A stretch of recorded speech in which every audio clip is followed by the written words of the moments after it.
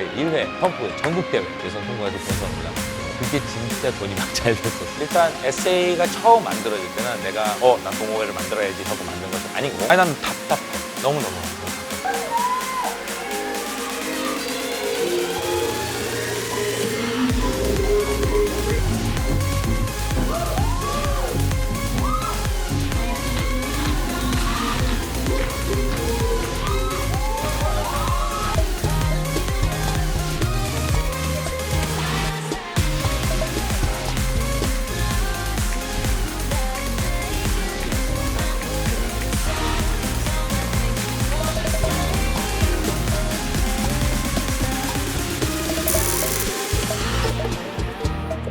안녕하세요, 노블이라고 하고요. SA에서 대표 강사를 맡고 있고 시사학을 겸하고 있습니다. 일단 한국에서 태어났고 갓난아기 일때 아버지께서 이제 미국에서 유학 중이셔가지고 어머니랑 둘이서 아버지 계신 미국으로 건너가서 거기서 자란 케이스. 그러다 보니까 동네에 있는 친구들은 전부 다 미국 애들이었고 같이 자라다 보니까 자연스럽게 모국어가 영어가 됐던 거고, 부모님은 내가 미국에서 자랄 때 한국말을 사용하긴 하셨지만 많이 사용하진 않으셔가지고 조금 알아듣는 정도. 한국에 만 11살에 다시 돌아오게 됐는데 그때 사실 한글도 배우고 내가 말을 하려고 이제 시작을 한 거는 그 나이 때, 만 11살 때 한국으로 오면서 그때 처음 한국말을 배웠지. 오자마자 바로 학교를 갔는데 학교에서 적응을 정말 못했지. 그림 일기를 매일매일 써온다거나 제가 항상 있었는데 영어로밖에 쓰지를 못했던 거야. 그림 일기에 그림도 그리고 이제 영어로 일기를 쓰면은 다른 반 친구들은 전부 다 선생님이 이제 코멘트를 다 달아주는데 나는 이제 참 잘했어요. 도장만 항상 찍혀있던 기억. 제일 힘들었던 개념이 형, 누나, 언니, 오빠 요 네 가지 개념. 그리고 존댓말은 이제 계속 하다 보니까 좀 익숙해지긴 했는데 이 네 가지를 구별하는 거는 너무 힘들었어. 형인데 오빠라고 부르기도 하고 누나인데 언니라고 부르기도 한 경우가 굉장히 많았어가지고 제발 누나인데 나보고 언니라고 부르는 거 봐, 이런 얘기들을 많이 들었지. 군대를 가기 전까지는 외식업 쪽에 있었어. 처음에는 맥도날드 알바 시작해서 TGI, 베니건스, 아웃백 스테이크하우스, 피즈노스 이런 외식업에 처음에는 알바생, 그다음에 이제 매니저 이렇게 쭉 계속 올라가고 계속 일을 했었어. 그 사이에 좀 독특한 알바들도 있었던 적이 있었어. 예전에는 이제 오락실에 올인했었던 때가 있었단 말이지. 그때 펌프가 되게 유명했어. DDR 펌프 이게 되게 유명했었는데 그걸 진짜 열심히 했단 말이지. 그때 1회 펌프 전국대회 예선 통과해서 본선 올라갔고, 그러면서 그렇게 또 어떻게 기회가 돼서 노래방 DDR, 노래방 펌프 이런 것들이 생겼어. 어떤 방향에 어떤 박자에 화살표가 올라오는지 그걸 체보라고 하는데 그 체보를 작성하는 알바를 했었어. 내가 1년 넘게 했었던 것 같은데 그게 진짜 돈이 막 잘 됐었어. 한국에 15만 원씩 받았으니까 그 당시에 한 달에 한 15곡에서 20곡씩 했으니까. 실제로 내가 했던 것 중에 하나 그 당시에 김현정의 멍, 그리고 이제 군대를 갔는데 중학교 고등학교를 한국에서 나오면서 내가 제일 먼저 터득한 것 중에 하나가 한국식 영어 쓰기였어. 영어를 이제 말을 할 때 이렇게 말 그대로 혀를 꼰다고 하지. 나는 그냥 I'm a boy 이렇게 교과서, 그때는 이제 중학교 때 처음 영어를 배웠으니까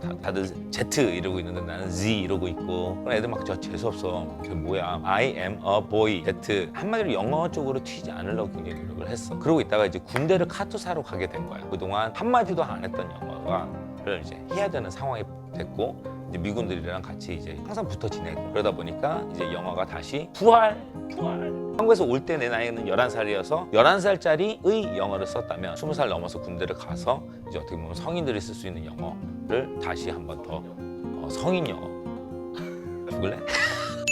군대에서 나와서 이제 다시 일을 시작하는데 제일 먼저 했던 것 중에 하나가 전단지 붙이는 거였어. 붙였던 전단지 중에 하나가 대학생 과외 알선해주는 업체의 전단지를 붙이고 다니다가 다 붙였어요 하고 보고하러 갔는데 담당하시는 분이 몇 살이냐고, 학교 어디냐고, 학교 다니냐고, 네 안녕하세요, 어디 중대 무슨 과 다니고 있어요. 그럼 너는 가르치지 왜 이거 붙이고 다니고 있냐. 저도 가르칠 수 있냐고. 왜냐면 그 전까지 내가 가르치는 일을 해본 적이 없으니까. 된다고 등록하고 하라고. 그러면서 대학생 과외를 하기 시작했어. 어쩌다가 기회가 닿아가지고 승무원 준비학원 그리고 항공 쪽에 하는 사람들의 영어를 봐주는 그런 학원에 들어간 거야. 대한항공 승무원들, 대한항공 기장들, ATC라고 하는데 관제탑에서 근무하는 관제사들의 영어 가르치는 그런 일을 했었고, 영어 여태까지 가르쳤던 게 있고 이게 재미있으니 일단 이쪽으로 계속 나갈 수 있는 쪽으로 가자 해서 조그만한 영어 교육 컨텐츠를 개발하고 강사를 파견하는 그런 업체에 들어갔어. 그때부터 5살, 6살, 7살 유치원생들 애기들을 가르치는 것도 해보기 시작했지. 재작년까지 계속해서 낮에는 영유아, 저녁에는 개인 교습,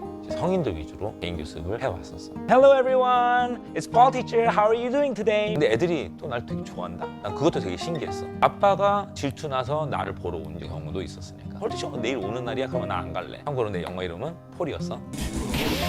내가 취미로 시작을 한 거지만 이제 동호회까지 운영을 하는 단계로 넘어왔는데 에세이를 시작하고 나서까지도 계속 일을 하고 있었어. 동호회를 운영하는 게 나한테는 더 큰 재미가 되는 커리어 면에서 내가 여태까지 오고 있던 거를 아예 그만둔다고 하기엔 나도 솔직히 무서워. 1년 휴직을 해보자 쉬면서 에세이를 운영하는 데만 전념을 해보자. 영어 교육 쪽에서는 손을 완전히 떼고 나서 지금 이제 1년 반이 지났어. 일단 에세이가 처음 만들어질 때는 내가 난 동호회를 만들어야지 하고 만든 것이 아니고 전에 원래 내가 이제 타사를 배웠던 동호회인 에버라틴에서 C샵을 하고 계셨던 쇼님께서 홍대에서 동호회를 만들려고 하는데 강사를 하지 않겠냐 이렇게 먼저 제안을 해주셨고 생각을 해볼게요 라고 하고 일주일 후에 왔는데 아예 지분을 5대5로 갖고 함께 동업으로 하는 게 어떻겠냐라고 했고 그때 내가 오케이 라고 했어. 5대5 지분을 했을 때 나의 역할은 그때 이제 교육 쪽 모든 강습들 강습 시간표를 짠다거나 강습을 직접 다 뛰면서 에세이에서의 강습 토대를 만들어 나가는 역할을 하면서 대표 강사라는 직을 갖게 됐던 거고 처음에 만들고 나서 2년 반 정도 지났을 때 쇼님하고 이야기를 해서 에세이를 내가 전부 다 인수하는 걸로 하고 C샵이 됐던 거지. 가장 큰 장점은 서로 좀 끈끈한 분위기 자체가 좀 화기애애한 가족 같은 분위기라는 게 가장 좀 큰 장점이지 않나. 아직 사람이 그렇게 많지 않다 보니까 어떤 기수 자체의 구분이 그렇게 명확하지가 않고 그러다 보니까 먼저 들어온 기수든 나중에 들어온 기수든 활발하게 서로 좀 더 교류를 좀 많이 하다 보니까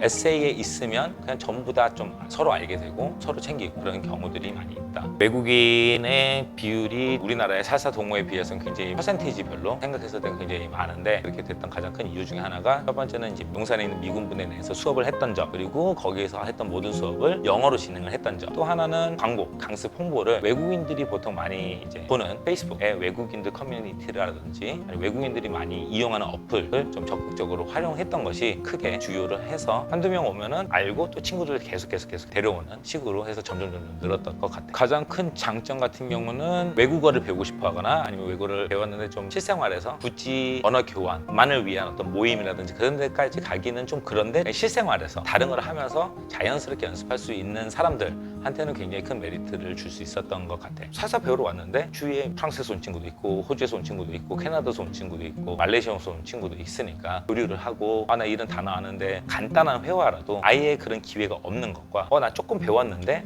스페인에서 온 친구가 있네 홀라 하면서 한 번이라도 말을 써볼 수 있다는 거는 이제 큰 차이가 있기 때문에 활용할 수 있는 장점이 있지 않았을까. 일단 생각나는 거는 영국, 프랑스, 이태리, 스페인, 몬바이, 호주, 캐나다, 미국, 말레이시아, 터키 사실 장점이 있는 위치라고 생각하지 않아. 너무나 신경 써야 될 것들도 많고 마음대로 안 되는 것들도 너무 많고 아침에 일어나면 제일 먼저 있는 거는 개인톡들이 얼마나 와 있는지 항상 와 있어. 뭔가 항상 와 있어. 일단 개인톡부터 대답을 하고 전체 방에 뭐 있는지 보고 사무적으로 내가 해야 되는 것도 다음 텀 시간표를 짠다거나 다음에 프로모션을 해야 되나 안 해야 되나 한다면 무엇을 해야 되나 라틴 피에스타라든가 홍대 놀이터로 야외에서 소셜을 한다고 이런 여러 가지 기획하거나 생각하거나 어떤 날짜를 잡거나 포스터 제작하는 것들 내가 만든 경우도 있었지만 워낙 똥손이라 하지만 계속 지내다 보니까 진짜 너무너무 잘해주시는 분들 나타나게 되고 그런 분들과 함께 계속 이제 소통을 하면서 영어 버전도 만들면 다 영어로 또 만들어주기도 하고 만들고 인쇄하고 갖고 와서 일일이 다 붙이고 한번 세봤는데 포스터 우리가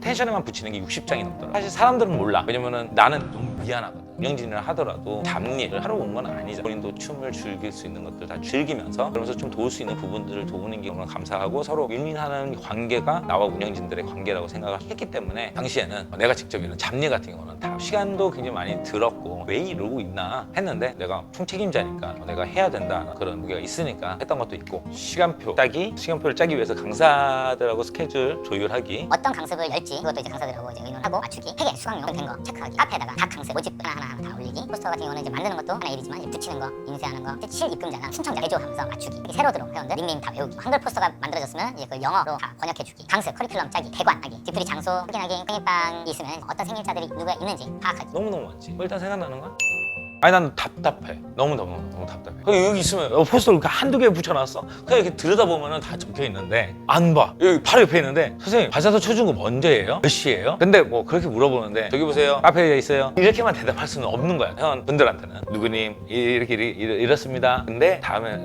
카페에 다 나와 있으니까 다음에 한번 보세요. 이렇게 얘기를 할 수밖에 없는 거죠. 근데 한두 명이라야 그러지. 이게 수십 명. 한 명 한 명 다 설명해줘야 되고 강습료도 한 명 한 명 다 뭐 지금은 안 하지만 지금 트리샤 쌤이 그거 바통을 넘겨받았지만 한 명 한 명 다 내가 계산기 두들겨주고 이렇게 해서 그 식을 다 얼마 더하기 얼마 빼기 얼마 하니까 얼마예요. 이거를 내가 다 찍어주는 것 자체가 너무 이거 미쳐버릴 거야. 특히 요즘은 그런 얘기도 많이 들었어. 젊은 세대는 카페 이용 안 해. 노블쌤 카페 들어가는 것 자체를 너무 어려워요. 어플 다운받기 싫어요. 그냥 요즘 같은 경우는 로그인이 필요 없는 플랫폼도 너무 많고 예를 들면 유튜브 같은 경우도 그런 거지. 로그인이 필요 없이 얼마든지 컨텐츠를 즐길 수 있으니까 그런 컨텐츠를 이용해서 알리면 안 되겠냐. 근데 어떻게 보면은 우리나라의 살사가 지금 10년이 넘었는데 그 10년 전부터 계속해서 쌓아왔던 포맷이 다음 카페라는 포맷, 물론 이제 요즘은 뭐 네이버 카페를 또 사용하긴 하지만 전환이 필요하다고 생각하면서도 이거 어떻게 해야 하는지는 어떻게 보면 내 숙제이기도 한 거겠지. 뭐 그러다 보니까 유튜브라는 포맷을 이용해서 컨텐츠도 만들고 실시간 방송도 꾸준히 하려고 하는 것도 있고. 너무 심각해졌다.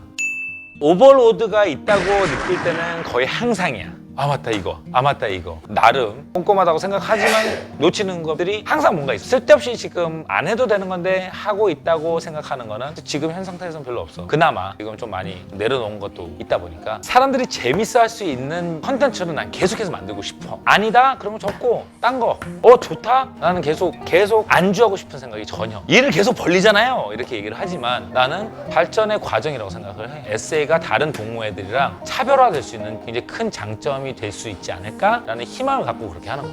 착한 사람 코스프레가 되어 있나 봐. 사람들한테 미움받기 싫고 사람들한테 안 좋은 얘기 듣기 싫고 겉으로 드러내는 모습이 내가 생각하는 이런 모습을 보여야 돼. 이런 생각을 하는 게 맞아. 하고 스스로 세뇌가 되구나. 그런 모습을 최대한 일관적으로 보여주려고 하는 거에 너무 물들어 있지 않나? 당연히 코로나 때문에 회사들도 그렇고 동호회들도 그렇고 다 휴강하고 휴업하고 그래서 다 힘들잖아. 그만큼 에세이도 당연히 너무 힘든 시기를 겪고 있는데 나는 되게 개인적으로 너무너무 감사한 게 일단 우리 강사들 입장에서 같이 그 힘듦을 공유하고 있는데 함께 해주고 있다는 거 그게 일단 너무너무 고맙고 그만큼 재정적으로 힘드니까 프로모션이라든지 뭐 프리패스라든지 상품권이라든지 이런 프로모션들을 진행하는데 생각보다 회원들이 그런 것들을 일부러 그리고 나한테 따로 이렇게 얘기를 하기도 해. 쌤 어떤지 알 것 같아요. 그래서 일부러 도와준다는 생각으로 끊었어요. 이렇게 얘기하는 경우들이 있어. 말로라도 실시간 방송했을 때 어떻게 보면 안 해도 전혀 안 해도 되는 건데 일부러 시간을 내고 흥미 떨어지지 않게 하려고 노력하는 모습이 보여서 너무 고마웠다. 이런 얘기들도 굉장히 많이 들어. 회원들이 좀 알아봐 준다는 거? 나 이거 혼자 이끌어가는 것 같아 라는 생각이 들 때가 간혹가다 있는데 함께 있어 준다는 것만